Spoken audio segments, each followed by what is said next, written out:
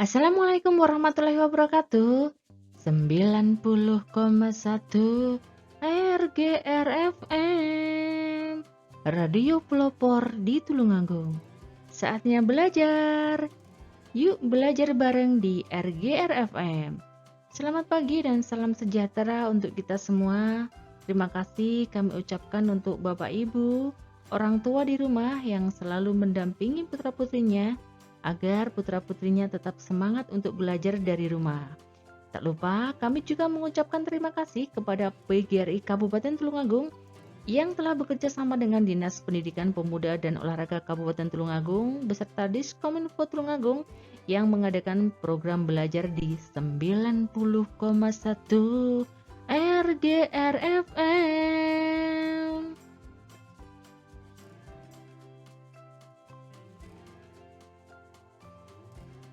Anak-anakku yang luar biasa, pada pertemuan kali ini kita membahas tema 8 Praja Muda Karana di subtema yang ketiga, Aku Suka Bertualang untuk kelas 3 sekolah dasar. Baiklah anak-anak, sebelum belajar mari kita berdoa sesuai dengan ajaran agama dan keyakinan kita masing-masing supaya mendapatkan ilmu yang bermanfaat. Berdoa dimulai. Selesai. Selanjutnya, mari kita simak pembelajaran berikutnya.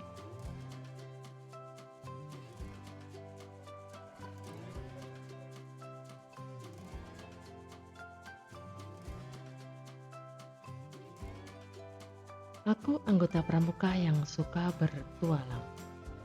Bertualang berarti pergi kemana-mana mencari pengalaman. Anggota pramuka senang bertualang.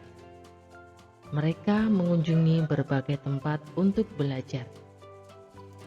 Mereka juga senang mengunjungi tempat yang belum dikenal. Mengunjungi berbagai tempat di Indonesia termasuk bertualang.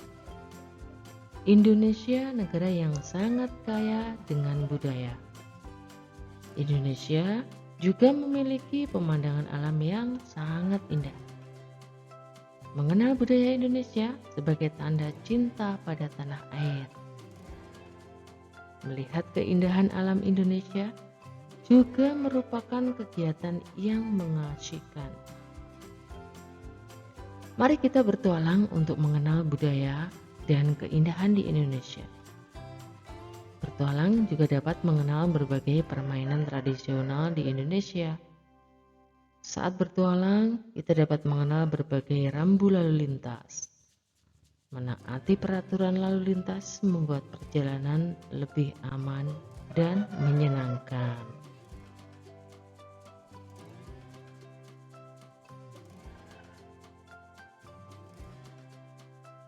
Pembelajaran 1. Hari ini Udin dan kawan-kawan akan bertualang. Mereka akan mencari tahu tentang lingkungan sekolah. Kegiatan dilakukan melalui permainan mencari jejak.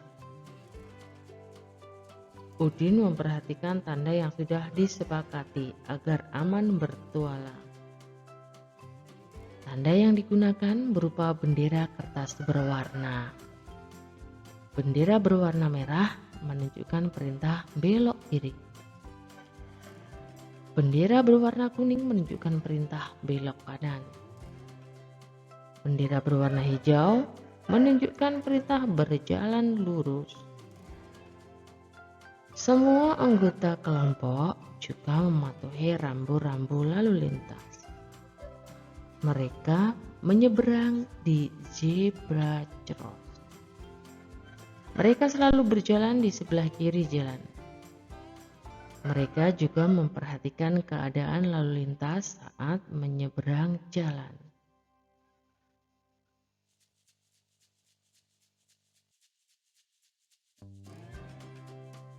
Mari memahami rambu-rambu lalu lintas. Kalian boleh membuka buku paket kalian. Di situ ada gambar lingkaran merah yang di dalam lingkaran tersebut ada huruf S yang dikasih garis miring. Tanda tersebut berarti kendaraan dilarang berhenti. Lalu ada tanda Di dalam lingkaran ada huruf P yang diberi garis miring merah. Berarti tanda tersebut merupakan tanda kendaraan dilarang parkir. Anak-anak, garis hitam dan putih sebagai tempat menyeberang jalan. Garis tersebut disebut zebra cross. Udin dan teman-teman selalu mematuhi peraturan lalu lintas. Mereka menyeberang jalan pada tempat yang seharusnya, yaitu di mana anak-anak? Di zebra cross. Sebelum menyeberang jalan, mereka selalu menengok ke kanan dan ke kiri. Mereka memastikan keadaan saat menyeberang jalan. Kalau sudah aman, tidak ada kendaraan yang akan lewat, barulah kita akan menyeberang. Mereka juga selalu berjalan di bagian jalan yang sebelah kiri. Udin dan kawan-kawan patuh pada peraturan. Nah, itu yang harus kalian tiru. Saat kalian menyeberang, kalian harus menyeberang di zebra cross. Tengok kanan dan kiri. Kalau tidak ada kendaraan, barulah kalian boleh menyeberang. Dan saat berjalan, berjalanlah di sebelah kiri.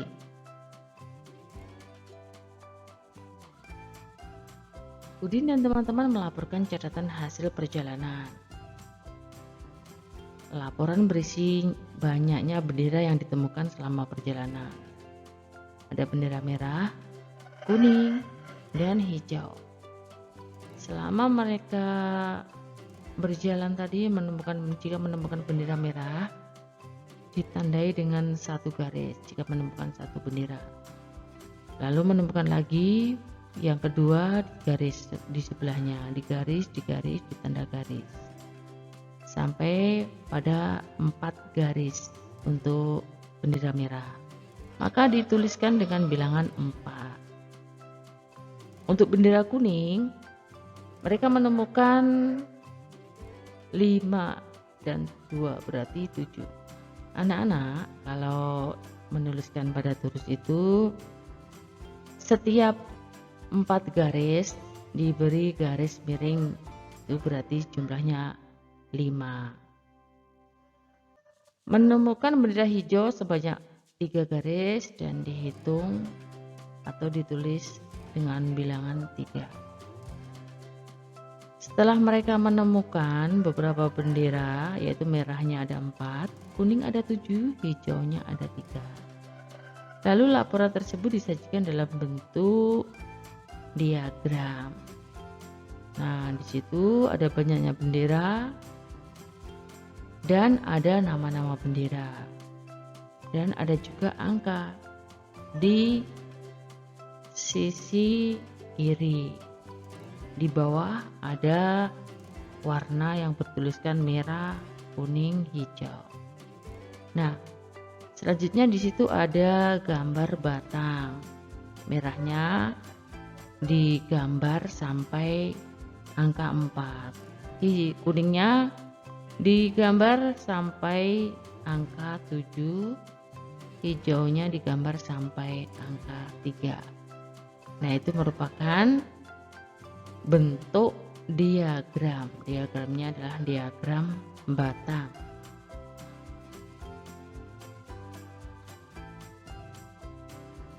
Ada banyak kendaraan di jalan raya. Ada mobil dan ada motor. Ada juga sepeda dan bus. Semua pengendara harus mematuhi aturan lalu lintas.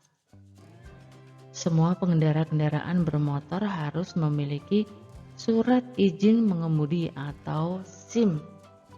Semua harus mengikuti peraturan lalu lintas agar selamat di perjalanan.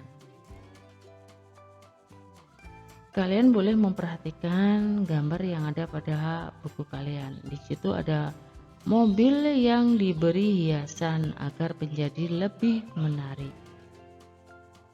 Hiasan pada benda seni ada berbagai bentuk anak-anak. Ada hiasan berbentuk titik-titik dan ada juga yang berbentuk garis.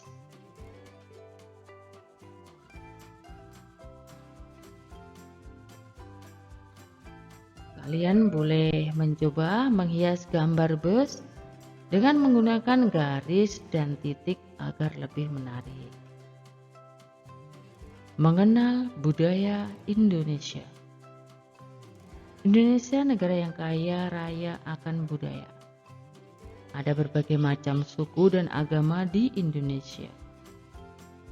Masyarakat memiliki kebiasaan dan budaya yang sangat beragam. Bertualang untuk mengenal budaya di Indonesia merupakan tanda cinta tanah air. Bertualang untuk mengenal keindahan juga merupakan kegiatan menyenangkan. Keragaman budaya dipengaruhi oleh letak wilayah Indonesia. Indonesia, negeri yang sangat luas dan kaya. Indonesia yang luas terdiri atas lautan dan daratan. Indonesia juga memiliki pantai dan pegunungan yang sangat indah. Kebiasaan masyarakat di pegunungan berbeda dengan masyarakat di pesisir pantai. Meskipun berbeda-beda, bangsa Indonesia tetap hidup rukun. Semua bekerja sama menjaga Indonesia. Hal ini sesuai dengan semboyan Indonesia, yaitu Bhinneka Tunggal Ika. Semboyan tersebut terdapat pada lambang negara Garuda Pancasila. Semboyan tersebut tertulis pada pita yang dicengkeram burung Garuda. Keberagaman harus disyukuri sebagai rahmat dari Tuhan. Mereka menerima dan menghormati perbedaan, termasuk sikap yang disukai Tuhan. Nah, contoh perbedaannya adalah Udin beragama Islam, Edo beragama Protestan. Udin dan Edo tetap rukun berteman. Udin dan Edo menerima dan menghormati perbedaan. Contoh lagi, Siti berasal dari suku Minang, Dayu berasal dari suku Bali. Siti dan Dayu tetap rukun berteman. Siti dan Dayu menerima dan menghormati perbedaan. Contoh lain, Beni dan Lani memiliki pendapat yang berbeda saat berdiskusi. Beni dan Lani tetap rukun dan berteman. Beni dan Lani menerima dan menghormati perbedaan. Anak-anak harus mencontoh sikap-sikap menghormati perbedaan, menerima dan menghormati perbedaan. Dari perbedaan agama, perbedaan jenis kelamin, perbedaan suku, perbedaan bahasa, dan perbedaan pendapat atau perbedaan-perbedaan yang lain. Sikap Udin dan kawan-kawan sesuai dengan semboyan negara Indonesia. Semboyan negara Indonesia adalah Bhinneka Tunggal Ika. Bhinneka artinya berbeda-beda, tunggal artinya satu, ika artinya juga. Bhinneka Tunggal Ika berarti meskipun berbeda-beda tetapi satu juga. Meskipun memiliki banyak suku bangsa dan agama tetapi semua tetap satu, yaitu Indonesia. Ayah dan ibu Siti berasal dari Sumatera Barat. Kampung halaman orang tua Siti berada di daerah pegunungan yang asri. Udara saja sangat sejuk, pemandangannya indah. Ada sungai, sawah, dan air terjun. Jalan di pegunungan berkelok-kelok dan menanjak. Pengemudi harus berhati-hati saat melintasi jalan di pegunungan. Apalagi saat hujan turun, jalannya menjadi lebih licin. Rambu lalu lintas dipasang untuk menjaga keamanan pengendara.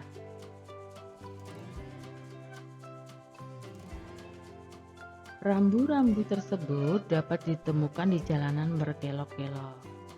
Rambu tersebut juga dapat ditemukan di daerah pegunungan. Indonesia memiliki berbagai macam jenis permainan tradisional. Keanekaragaman permainan tradisional menambah kekayaan Indonesia.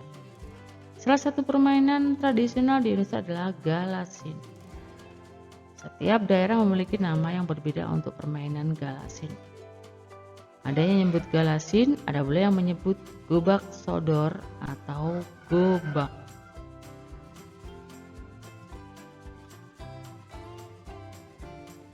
Kalau kalian ingin melakukan permainan galasin atau gobak sodor, kalian harus mengikuti petunjuk permainan supaya nanti permainan berjalan lancar.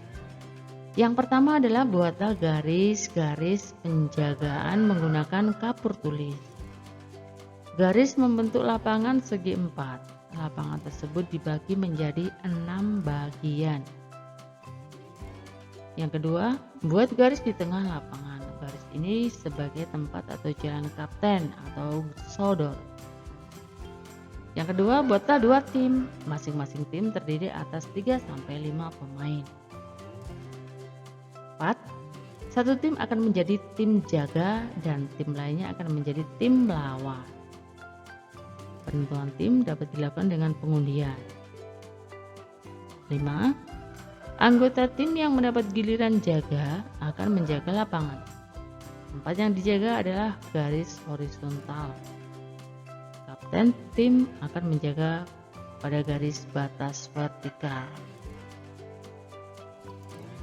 Penjagaan garis horizontal berusaha untuk menghalangi lawan. Penjaga garis horizontal dapat bergerak ke kanan dan ke kiri. Selanjutnya, tugas penjaga garis vertikal bertugas menjaga keseluruhan garis batas vertikal. Garis vertikal merupakan garis yang terletak di tengah lapangan. Penjaga garis vertikal bergerak dari depan ke belakang atau sebaliknya. Tim pemain harus berusaha melewati seluruh garis batas horizontal. Dari batas horizontal yang paling depan hingga paling belakang. Mereka juga harus kembali ke tempat semula. Mereka harus dapat melewati penjaga tanpa tersentuh.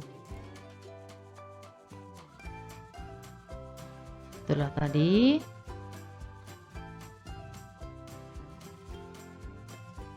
petunjuk permainan gobak sodor. Selamat mencoba.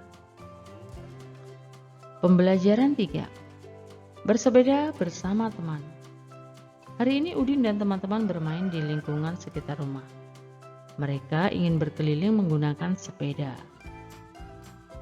Tidak semua teman Udin ikut bermain menggunakan sepeda. Teman Udin ada yang belum dapat mengendarai sepeda. Udin dan teman-teman melewati jalan raya. Mereka melihat rambu-rambu lalu lintas. Udin dan teman-teman menaati peraturan lalu lintas. Lampu lalu lintas merupakan salah satu rambu lalu lintas. Lampu lalu lintas terdiri dari 3 warna, yaitu merah, kuning, dan hijau. Lampu hijau menyala berarti kendaraan boleh melaju. Lampu kuning menyala berarti kendaraan harus bersiap-siap melaju atau berhenti.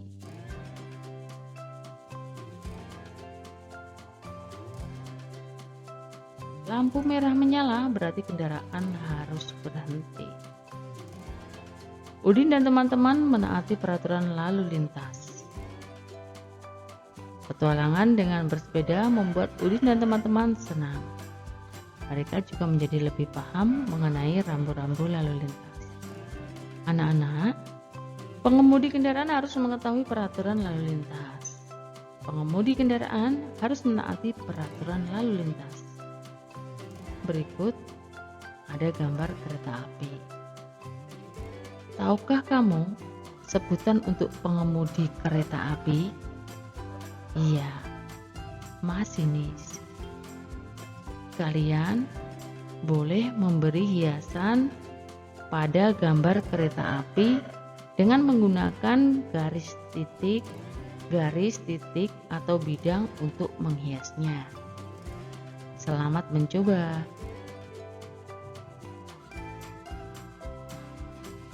Pembelajaran 4. Kekayaan Indonesia. Indonesia dianugerahi perairan yang luas. Pemandangan bawah laut Indonesia sangatlah indah. Indonesia memiliki kekayaan laut yang paling beragam di dunia. Perairan menjadi sumber mata pencaharian bagi penduduk di pantai. Ikannya yang melimpah sangat bermanfaat bagi kehidupan manusia. Ikan dapat menjadi sumber makanan bergizi. Keindahan laut juga dapat menjadi tempat wisata yang menarik. Laut dapat menjadi tempat yang menyenangkan untuk beristirahat.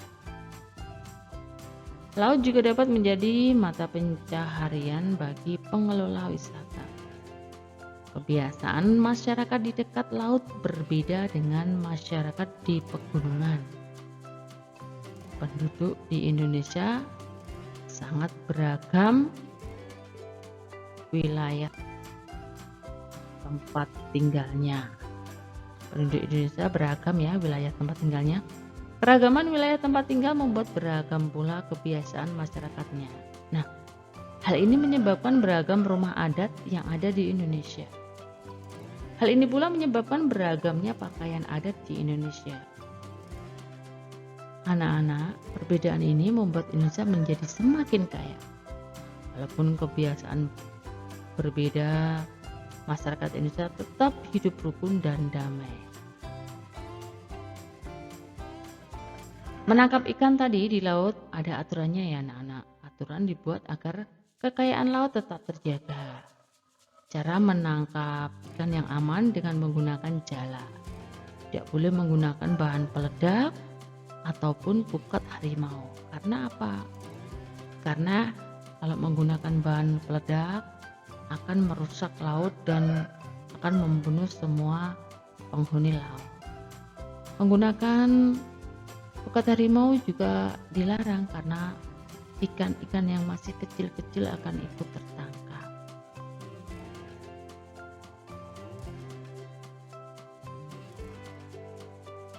Pelajaran selanjutnya adalah bermain jala ikan.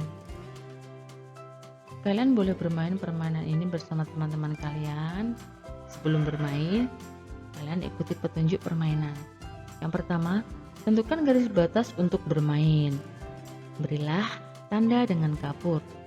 Semua harus berada dalam batas garis yang sudah ditentukan. Tentukan 4 orang pemain untuk bertugas sebagai jala. Sisa pemain akan bertugas menjadi ikan. 4 orang yang menjadi jala harus terus bergandengan tangan. Semua peserta dapat bergerak bebas dalam batas wilayah.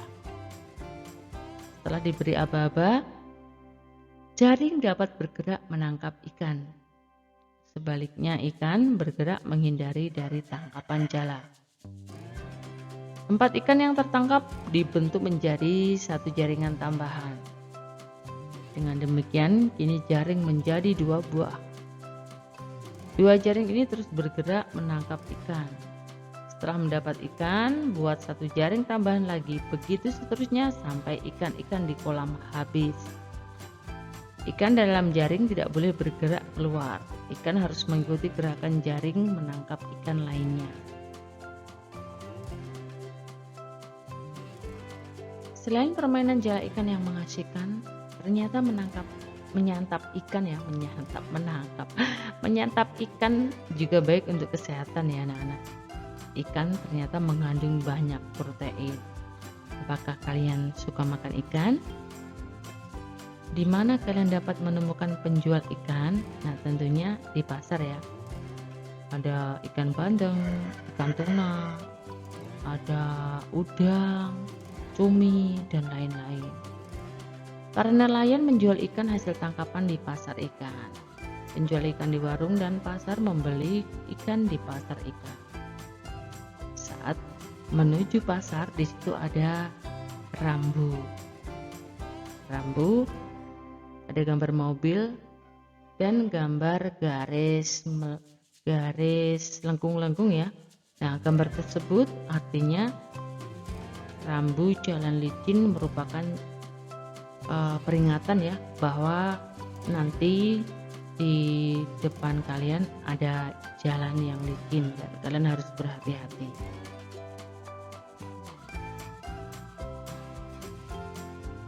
Gambar huruf S yang dikasih garis miring di dalam lingkaran yang berwarna merah. Rambu dilarang berhenti merupakan contoh rambu larangan ya. Berarti dilarang berhenti. Rambu tanda anak marah. Rambu tanda anak panah yang belok ke kiri. Itu artinya rambu wajib belok kiri, merupakan contoh rambu perintah. Nah, wajib. Kalau yang ada garis stripnya tadi rambu larangan. Sekarang ada rambu petunjuk. Nah, di situ ada bertuliskan Rumah Sakit Damai Sejahtera, misalnya dipanah ke atas, Pasar Ikan panah ke kanan, Taman Kota dipanah ke kiri. Rambu petunjuk arah merupakan contoh rambu petunjuk. Nah, jika kalian ingin ke rumah sakit berarti harus jalan lurus. Kalau ingin ke Pasar Ikan berarti kalian menuju ke belok kanan ya, ke kanan. Taman Kota menuju belok kiri. Kalian sudah tahu berbagai rambu lalu lintas. Rambu lalu lintas bermanfaat untuk mengatur lalu lintas. Rambu lalu lintas membantu perjalanan menjadi aman dan lancar. Rambu petunjuk ada 2 macam. Selain petunjuk arah, ada juga rambu petunjuk tempat. Selanjutnya kita akan belajar gambar rambu-rambu petunjuk tempat.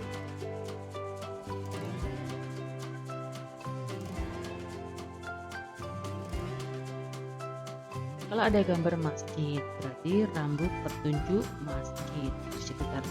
Di sekitar itu ada masjid. Ada tempat tidur berwarna putih dan ada tanda plus atau tanda tambah berwarna merah. Berarti rambu petunjuk tempat rumah sakit. Ada gambar pom bensin ya berwarna hitam, itu berarti rambu petunjuk tempat pom bensin.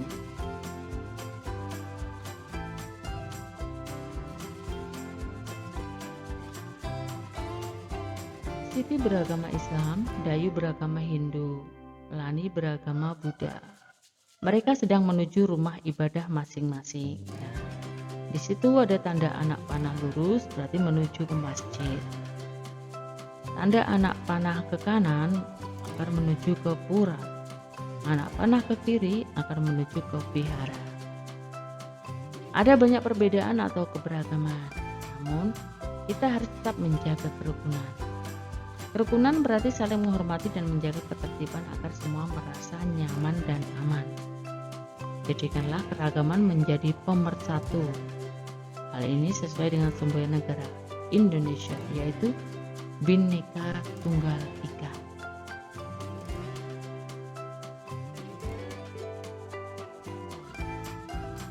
Pembelajaran 6. Bukalah buku kalian, di situ ada gambar seorang nenek yang sedang ingin menyeberang. Nenek tersebut ditolong oleh anak laki-laki. Nah, menyeberangnya di mana? Menyeberangnya di zebra cross. Ternyata nenek tersebut mencari tempat. Nah, di situ sama anak laki-laki tersebut diberitahu di mana tempat tersebut. Nah, diantarkan sampai tempat tujuan.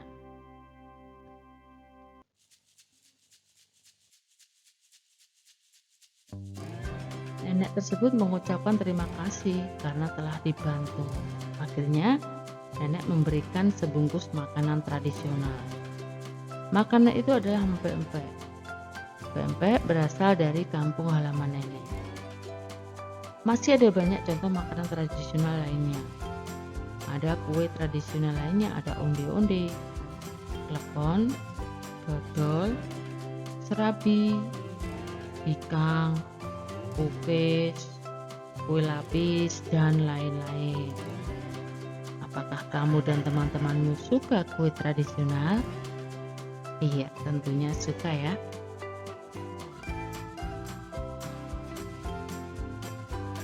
Berbagai jenis makanan tradisional merupakan kekayaan Indonesia.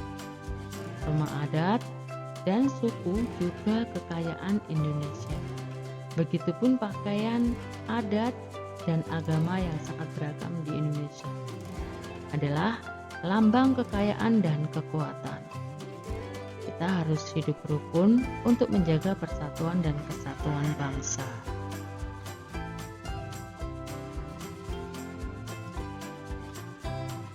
Anak-anak, hari ini kita sudah belajar menceritakan arti teks Bhinneka Tunggal Ika, menjelaskan contoh sikap yang sesuai dengan Bhinneka Tunggal Ika, mengenal arti rambu lalu lintas, menceritakan pengalaman menaati rambu lalu lintas, membaca data pada diagram, mengumpulkan data dan membuat diagram berdasarkan data, membuat karya hiasan, bermain jala ikan, dan bermain galasi.